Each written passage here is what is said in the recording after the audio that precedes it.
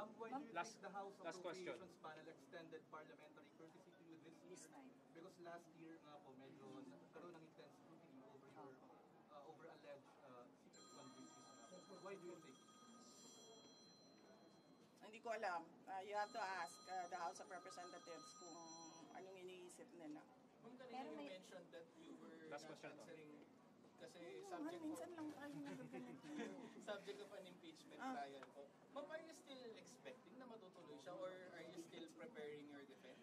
Oh yes, kasi kung hindi man yan matuloy ngayon, 2025, I'm sure mag-file yan 2026, mag-file yan 2027, or even siguro 2028, right before the presidential elections. So, this is all about the presidential elections of 2028.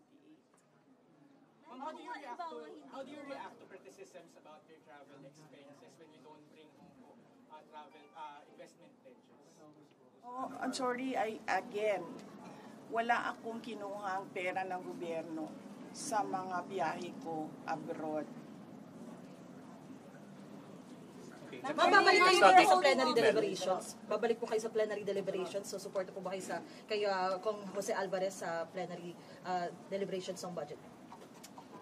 Ay, pinag-iisipan ko kasi naaawa ako sa kanya eh. Naawa ako kasi he's already 81 years old and kanina, nung nasistress na siya, kaya pinapatawa ko. Tingnan natin kung kung nandyan pa yung awa ko sa kanya by the time na schedule na ng plenary. Ma'am, feeling ko kanina, ma'am, binabanatan or medyo mas mabait sila sir this time. Kasi yung word kanina banat yun. Banat talaga yun. Maganda lang magsalita. Magaling lang magsalita yung dalawang nagtatanong. Hindi sila tulad nung dati na ano bang description ng paano yung mga it was just more tame this time. Oo, kasi 'di ba? Hindi naman sila nagtatanong about sa budget eh. Nagtatanong sila about sa confidential funds at sa travel. Eh sinabi ko na nga wala naman akong kinuhang pera ng gobyerno para bumili ng ticket, humingi para sa hotel, para sa representation per dime, wala naman akong kinuha sa gobyerno. Ma'am, were you expecting an atmosphere a while ago na gano'n na magiging scenario or you prepared for a more intense sagutan sana kung sakali? Were you surprised na gano'n lang kanina? Far from the last time you were here? Oo. Hindi lang yun naging intense kasi hindi ako bumanat. Last time kasi, bumabanat ako kaya naging intense siya. So kanina, naisip ko, bumanatan ko ba ito sila o hindi? Ba't nga ba hindi? Naaawa ako kay Congressman Pepito Alvarez kasi he's 81 years old and I do not think that he can handle the stress of an intense and heated budget hearing. Tumawag siya last Friday. Monday ngayon. Hindi siya tumawag kahapon. Last Friday siya tumawag. It's okay. Paano okay? Can you elaborate more? It's okay.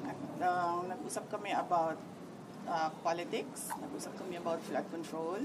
Nag-usap kami about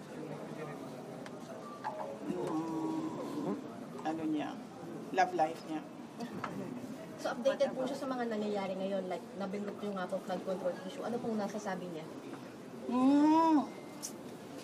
Kasi bawal ako mag-discuss ng kung anong pinag-uusapan dun sa loob eh. So hindi ko masabi kung anong sinasabi niya. Next question, anymore? Ma'am, pero nakababahala kasi parang sinasabi kasi ni Atty. Hoffman is unfit now. That's why we kept on asking how is really the former president kasi di ba parang kaya po na-defer ang kanyang supposed confirmation of jaundice because of his health and medical condition. Sa tingin ko naman, merong mangyayaring hearing sa competency. So antayin na lang natin yung mga experts. Both sides, sa ICC, sa prosecution, sa defense side. And I'm sure maglalabasan yung mga experts para sabihin kung ano yung problema. Okay. Ma'am, were you able... He is well, ma'am. he is fit to stand trial? Ay, naku, hindi ako expert sa kung ano dapat ang kapasidad ng isang witness or ng isang accused. Pero ma'am, sa conversation niyo, sharp pa rin po bang mag-ano po sa pag-iisip mo si former President? Sige, antayin na lang siguro natin, no, yung hearing sa competency, kung meron man. I'm sure masasabi ng mga experts kung ano yung nakikita nila. Were you Next able question. to see former Vice President Robredo when you visited Naga? Did you have the chance? Kasi ganito yun. Noong nakita kami ni Vice President Robredo sa bahay niya, alala nyo, hindi naman odd yun. Hindi odd yun sa akin kasi binibisita ko talaga yung mga former Vice Presidents. Nag-courtesy call ako sa kanila, nagpapakilala ako. Sinasabi ko kung ano nangyayari sa opisina, ano yung projects ngayon, mga ganun, updates. At dahil doon, pinanatan si Vice President Leni Robredo ng mga kasama niya, mga yellow, mga pink, particularly ni Senator Trillanes. At hindi ko kasi gusto yung nagaganon yung isang former Vice President. Being a Vice President, ayoko yung ginaganon mga former Vice President. So, for this visit sa Naga City, nagdesisyon ako na huwag kami magkita para wala nang masabi ang mga tao about former Vice President Leni Robredo. Haji. Usap po kayo. Ma'am. Kayo to. Hindi man, wala kaming numbers sa isa't isa. Haji. Opo. Ma'am, Madam Vice President, magandang tanghali po. Baka lang po aware po kayo sa recent moves po ni Cavite Representative Kiko Barzaga sa House. Parang china-challenge niya po kasi yung leadership ni House Speaker Martin Romualdez. Dapat lang. Dapat lang talaga. Dahil nakita niyo naman yung budget 2023, 24, 25. Malamang agawan na naman yan ng budget sa 2026. At lahat yung mga past budgets natin, nakita natin na it was under the leadership of Speaker Martin Romualdez. Ma'am, dahil hindi mamatay-matay yung issue ng ouster attempt dito sa Kamara, kayo po ba may personal po ba kayong bet for the speakership? Wala, hindi ako, masyadong madami kaming inaasikaso sa Office of the Vice President para ko isipin kung anong nangyayari sa House of Representatives. Other matters, ma'am, baka meron din po kayong comment dun sa independent commission po ng Panguling Composition, baka may any comment ka na? Pag ikaw presidente ba, tapos alam mo na kung anong nangyayari.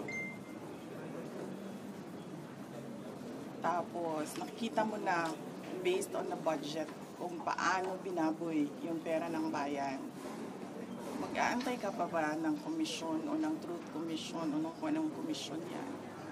Actionan mo kasi kaagad dapat yan. Unang-una, sinabi ko na noon, nag-appoint siya, nagpumili siya ng speaker na involved sa bribery nakalagay sa isang kaso doon sa Amerika. Klarong-klaro na doon nakita na involved siya sa racketeering and sa bribery. So, ikaw ba, presidente ka ba, ilalagay mo ba yung ganyang klaseng speaker? Siyempre, hindi na, di ba? So, anong nangyari sa budget natin? Na-racketeering din yung budget natin. Tapos, siyempre, sumabog na. Hindi ako makapagsalita sa Department of Public Works and Highways, pero makapagsalita ako sa DepEd kung anong nangyari. At sinabi ko na sa inyo. Sinabihan na siya, alam niya. In a cabinet meeting, sinabi sa kanya kung anong nangyari sa Department of Education budget. And then, ang ginawa niya is nag-change topic siya. So, anong pa bang komisyon, anong truth commission, anong investigative body pa ang kailangan mo? Nandyan na yung budget, nakikita natin kung paano siya kinuha. Di ba dapat nun, diretsyo mo na gawin, tanggalin mo na yung speaker mo, ayusin mo na yung sabihan mo na yung mga kaalyado mo sa House of Representatives, ayusin ninyo yung budget.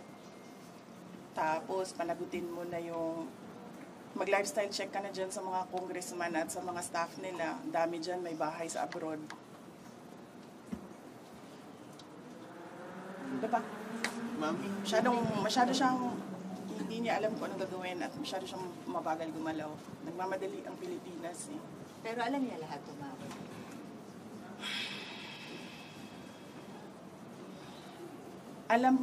Alam nga nung bata na nakikinig lang at nanonood lang ng balita at nagbabasa lang ng budget.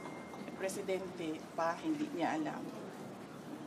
Pero ma'am, di ba too late na po ba yung ginawa ni BBM? And of course, dapat po ba talagang kasuhan na si Speaker and si Saldico sa mga ginawa nila? Actually, hindi na nga siya too late eh. Nothing na nga siya eh.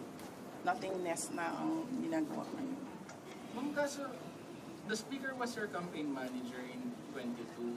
Were you not aware of these issues before? Hindi naman siya naging speaker noon eh. Ay, hindi ma'am. I mean yung bribery po, kasi na-mention niyo yung bribery, alleged bribery. Were you not aware during the 22 campaign? I do not remember the exact time kung kailan ko nalaman yung case doon sa United States kung saan nabanggit yung pangalan niya sa pagtatanggap ng bribery for the cases that were filed here in the Philippines. Pero hindi naman kasi ako ang pumipili ng speaker eh. Ang pumipili ng speaker ay ang presidente. At naging campaign manager lang naman siya by default eh kasi siya yung president ng partido ng Lakas. Ma'am, yung Any more questions? po sa Senate, ma'am. Senate po, ma'am. Sa Na naman? Hindi naman tapos-tapos yan. Please. Meron na namang Senate. NSP kahapon, napakanalang daw ito ng minority. Kaya medyo napito si Senator Bato. Karoon ulit ng heated argument yesterday. Hindi ko rin sinusundan kung anong nangyayari sa Senate. Pero nandun ako bukas, sabihan niyo yung mga kaibigan niya sa Senate. Hindi for budget hearing. Meron lang akong bibisitahin na senador. Ay, hindi ko pala banggitin yun kasi baka tumagal ako doon. Mamadali ako. May isa lang. Amy? Hindi si Senator Amy. Senator Amy, katext ko yan araw-araw. Hindi si Senator Robin. Magkikita kami sa rally sa Japan. May rally kami doon. Ay, tuloy yun, ma'am, yung 20 at 21. Thank you. Ma'am, thank you, ma'am. Thank you. Thanks, ma'am. Sir John, thanks kayo. JC, thank you.